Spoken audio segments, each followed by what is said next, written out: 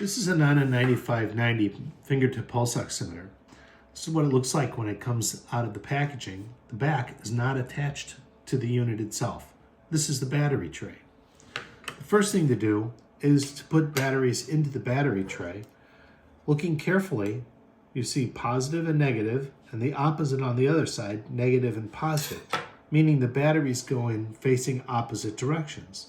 The negative side of the battery will press up against this spring, and the positive side with the nipple will press up against this spring. Now we have to attach the battery tray to the unit. This is the top of the unit. We press the batteries against the top and press in, and we can see that it moves because of the springs. These springs that are touching the batteries.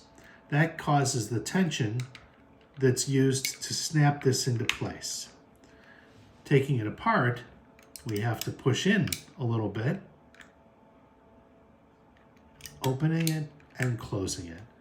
Then all you do is you turn it over and put your finger in, and you're going to get your reading. Thanks for watching.